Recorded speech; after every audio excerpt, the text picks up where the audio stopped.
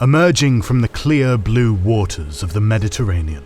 With its lush mountains and pristine beaches, the island of Crete is one of the southernmost parts of Greece.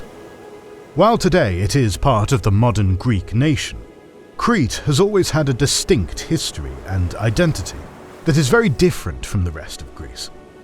This is evident from the Greek myths themselves, which spoke of the island as a distant, mysterious land, home to the mythical King Minos, his labyrinth, and the Minotaur. The most famous part of Cretan history is the ancient Bronze Age Minoan civilization, which thrived before the arrival of Greek culture and language on the island, and was associated by 20th century archaeologists with the mythical King Minos himself. Of course, the so-called Minoans' actual links to that legendary labyrinth-building monarch are dubious at best, but the real history behind this enigmatic ancient culture is far less mythical and far more interesting. The Minoans existed on the island for almost 2 millennia and produced incredible culture and architecture. They also engaged in mercantile prosperity throughout the Aegean and as far east as Egypt. In this episode, we will enter the labyrinth of 2 millennia of Cretan prehistory in the most succinct way possible. Along the way, we will discover the most well-studied and brilliant of the pre-Greek civilizations that once thrived on what is now Greek territory. Welcome to our video on the Minoan Cretans and their illustrious culture. Do you know why thousands of people on YouTube and Patreon support us financially? Because they get history you won't find anywhere else. We release 3 new exclusive videos every week. Plus, they get perks like early access to all videos, voting rights on upcoming series and videos, access to our private Discord, our production schedule, and much more. Right now, 250 exclusive episodes are waiting for members and patrons, including from our series on the Eastern Front of World War II, Spanish War of Succession, the Punic Wars, the Pacific War, the Iberian Reconquista, the Russian Revolution and Civil War, the North African and Italian campaigns of World War II, Sicilian Wars between the Greeks and Carthaginians, and many others. By joining, you're not only unlocking rare content, you're also supporting the stories you love. Your help allows us to keep producing 3 free videos per week while paying our team competitive salaries and growing the channel. Join via the links in the description, the pinned comment, or by pressing the join button under the video. Thanks for making this possible. Before we begin our labyrinthine expedition, we must ask the question, who were the Minoans? This is a question that has baffled scholars for over a century of study. The name Minoan was essentially created by the archaeologist Arthur Evans, who excavated the remains of the ancient Cretan palace of Knossos in the early 1900s. Evans coined the concept from the myth of King Minos, the Cretan king who was said to rule the seas and whose minotaur was killed by Theseus, the founder hero of the city of Athens. Arthur Evans was one of the pioneers of research on Bronze Age Crete, and thus his legacy and views tint our modern view heavily. In reality, we have no idea who the Minoans, alternatively called the Eteocretans, were and how they called themselves. This is doubly the case with regard to the language or languages they spoke. The Minoans used at least 2 different writing systems, which have survived in the archaeological record. These are the earlier Cretan hieroglyphic script, which is the one used in the famous Phaistos disc, and the later so-called Linear A script, which was later adapted into the Linear B script by the Mycenaean Greeks between 1500 and 1200 BC. Neither Minoan script has been deciphered, but the symbols of Linear A that correspond to Linear B script symbols do not seem to correspond to the archaic Greek language spoken by the Bronze Age Mycenaeans. Thus, the only thing we can say with certainty is that the so-called Minoans were not Greek, at least not in their majority. We are, in fact, not even sure that there was one ethnic group in Crete, with some historians postulating that the island was once home to many different ethno-linguistic groups. Thus, we may know far less about the Bronze Age Cretans than the name Minoan might suggest. Nevertheless, many excavations over the 20th and 21st centuries have revealed a wealth of information on the lives and times of the Minoan people. The origins of Minoan culture go back over 5 millennia, to around the end of the 3000s BC. Around the same time that the early dynastic period of Egypt was beginning, and the time that the Indus Valley civilization was emerging, the Neolithic settlements of Stone Age Crete were beginning to nucleate into larger localities, as the artifacts they used saw a shift from unpainted towards painted ceramics. Why this happened is unclear, but the increase in archaeological sites from plains to the highlands that date back to this time suggests that the population of the island grew, alongside more reliance on agriculture for food.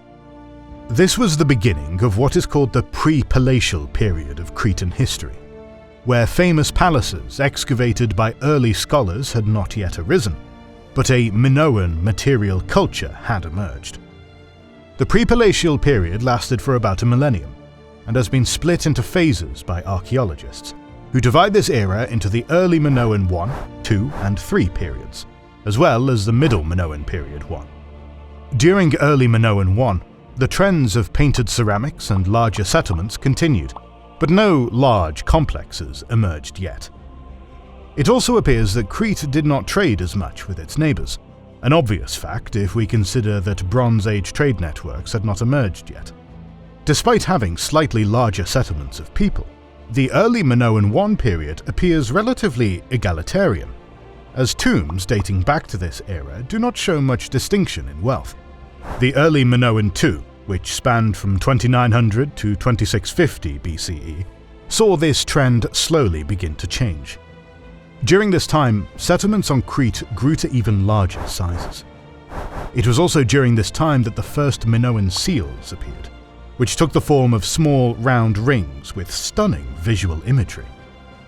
This period sees an increase in foreign products appearing in Crete, which shows that trade between the island and the rest of the Mediterranean was well underway. The same pattern continued in what is called early Minoan 3, which lasted from 2300 to 2000 BCE. During this period, elite tombs emerged in sites like Moxlos in western Crete, meaning that social stratification had become a fact of Cretan life. While little studied and even less remembered, the Prepalatial period of Crete was a millennium of social development that was incredibly important for the rise of Crete as an industrial and mercantile hub in the next millennium. Our journey through the labyrinth now brings us to the Proto-Palatial period of Minoan history. The Prepalatial period ended with the Middle Minoan 1 period of 2100 to 1900 BC, which is when the early forerunners of what would evolve into Crete's famous palace complexes appeared in places like Knossos, Phaistos, Malia, and Palikastro. These palaces are found in various parts of Crete and probably served as large administrative complexes. We may have an image of these colourful places with distinct red pillars, but these are actually kitsch reconstructions by scholars like Arthur Evans that distort our view of what these palaces actually looked like.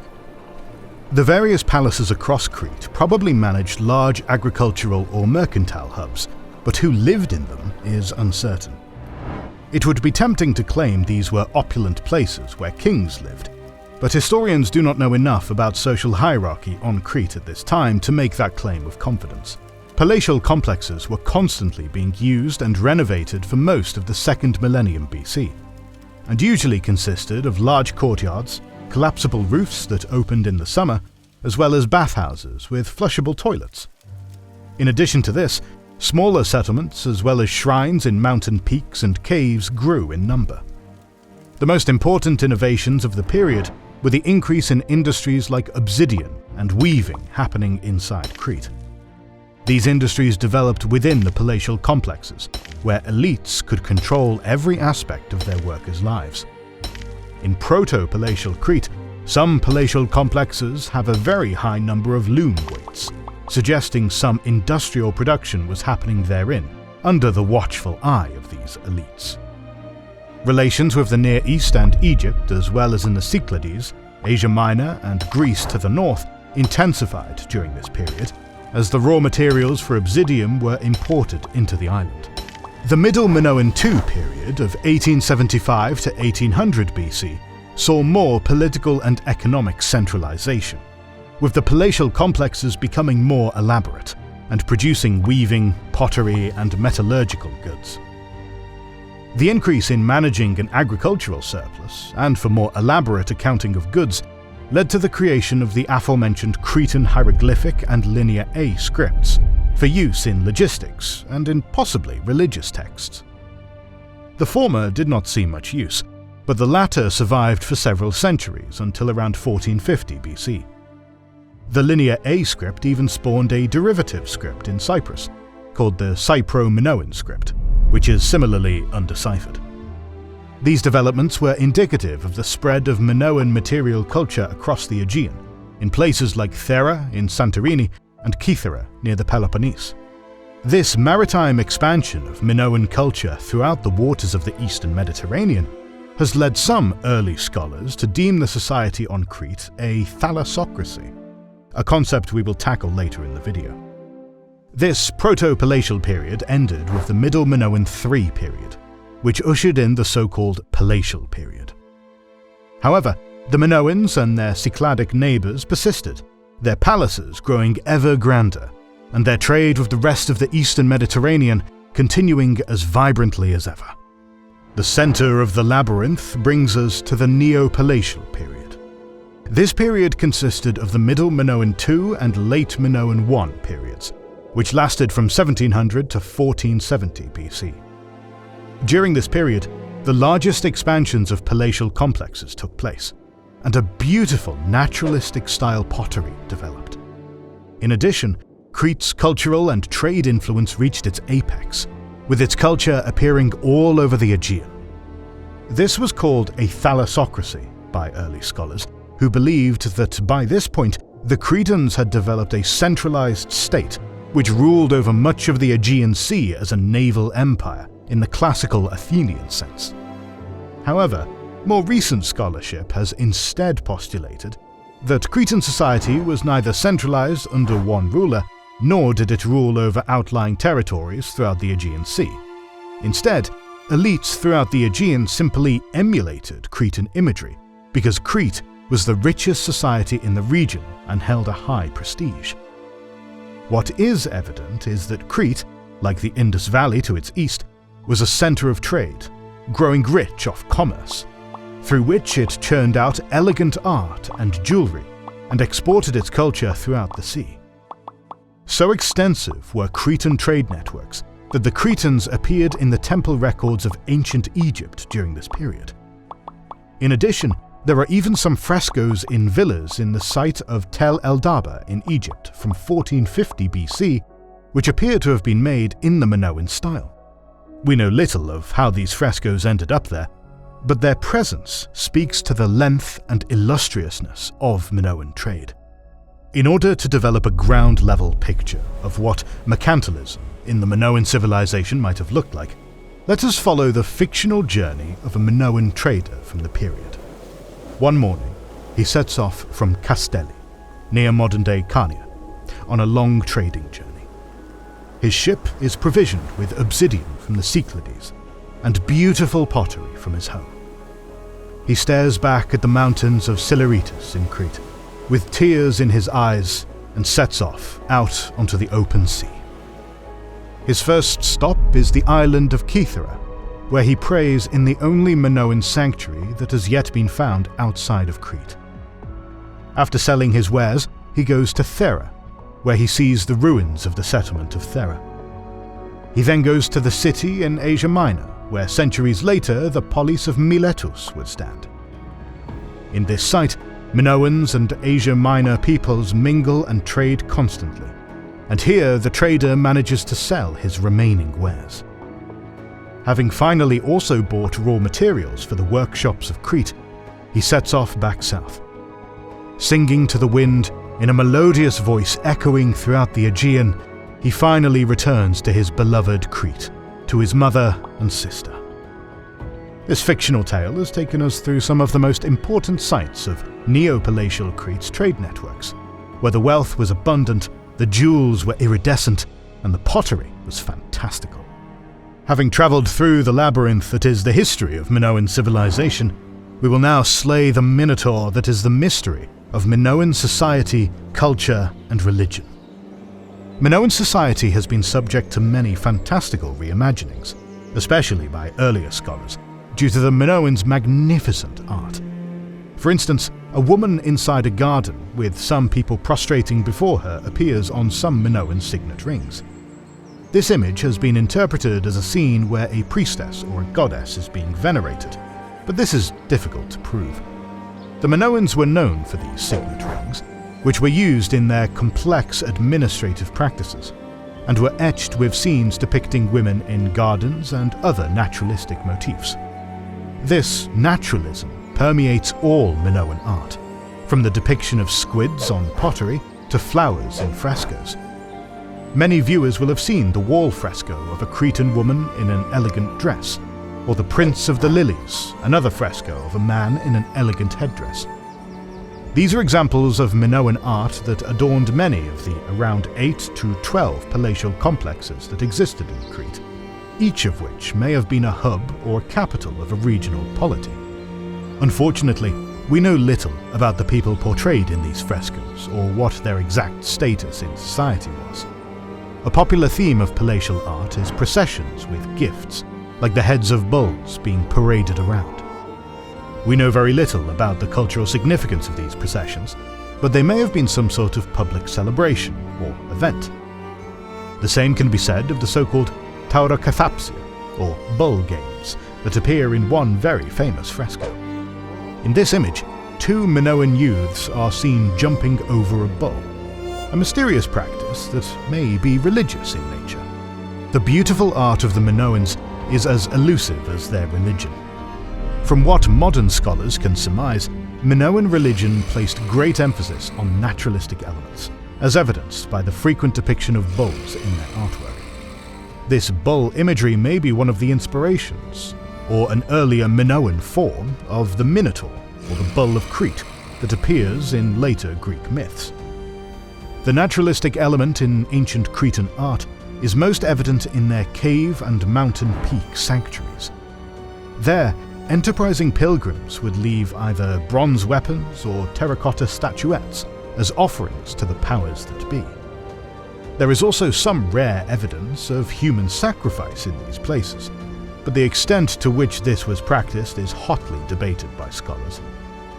We do not know which deities the Cretans prayed to in these sanctuaries, but based on statuettes, scholars have speculated that some sort of mother or snake goddess was of major importance, as was a youthful man worshipped as a deity.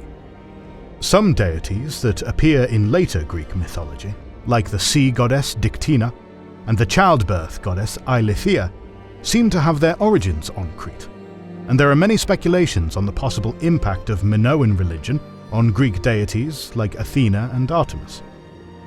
Minoans buried their dead either in house tombs or in tholos tombs, with different parts of the island using different practices. Whatever the secrets of Minoan religion, we can see that it was highly naturalistic and remarkably elegant, despite its remnants being mysterious to us today. As we begin to exit the labyrinth and approach the end of the Minoan civilization's millennia-long lifespan, we enter the post-Palatial period. This period spans the late Minoan II and III periods, from around 1470 to 1000 BC. During this period, the Mycenaean Greeks who had risen in the Peloponnese in the 1500s BC appear to have arrived on the island. Partially inspired by the Minoans, the Mycenaeans had developed their own magnificent signet rings and elite practices, but they, nonetheless, were Greek speakers. The palaces of Crete reduced in size, but they remained important as economic and cultural hubs. Linear A stopped being used during this period, and instead the Mycenaeans took over the island, as evidenced by the presence of Linear B tablets. In a strange twist of fate, more samples of the Linear B script used by the Mycenaean Greeks are found in Crete than in mainland Greece itself. It is unclear what this administration was like and whether parts of Crete were conquered by Mycenaean states in the Peloponnese or by enterprising Mycenaean freebooters who struck out to create their own kingdoms. Some of the Minoans may have joined with the Mycenaeans into the so-called Sea Peoples, who are mentioned as raiding parts of the Near East during this period. The slow decentralization of the palatial complexes eventually brings us to the geometric period of 1100 BC to 800 BC, when Greek presence on the island solidifies with the rise of Greek-speaking city-states in the region. However, it appears that the multiculturalism of Crete continued during this period, as the iconic poet Homer mentions Pelasians, Eteocretans, and the so-called Kydonians living on the island alongside the Greeks. However, by Homer's time, the palatial periods of Crete were but a forgotten sunset, with myths of Minos, the Minotaur, Daedalus, and the Labyrinth being the only memories of that era. However, the impact of the Minoans on Mycenaean culture in aspects such as religion may have lasted for longer than that, with the Greeks remembering the Minoans as a mighty, seafaring, palace-building, and culturally sophisticated precursor people. As we leave the labyrinth into the light of the Iron Age, the Minoan Cretans and their culture seems to have faded away. Crete was now an island with mostly Greek speakers, but it was always seen in Greek sources as slightly different in both customs and demographics to mainland Greece. The Minoan legacy remained present in Greece through the myths of Minos and of deities like the childbirth goddess Eileithyia, amongst many others. Throughout the height of their civilization, the Minoans reached cultural, architectural, and artistic heights that were admired from Santorini to Egypt. The image we have of them today, constructed by enterprising archaeologists of the early 20th century, hides a far more colourful truth. That of an industrious people, active inside the most vibrant trade and cultural networks of the Bronze Age. If you ever go to Knossos, look beyond the kitsch and fanciful reconstructions to the real archaeological sites. In these sites you will, alongside the ghosts of the Minotaur and Daedalus, find one of the most magnificent cultures of the Bronze Age Aegean. More videos on the ancient societies of the Bronze Age are on the way, so make sure you have subscribed and have pressed the bell button to see them. Please consider liking, subscribing, commenting, and sharing. It helps immensely. Our patrons and YouTube members can watch more than 200 exclusive videos. Join their ranks via the link in the description or by pressing the join button under the video. To watch these weekly videos, learn about our schedule, get early access to our videos, access our private Discord, and much more. This is the Kings and Generals channel, and we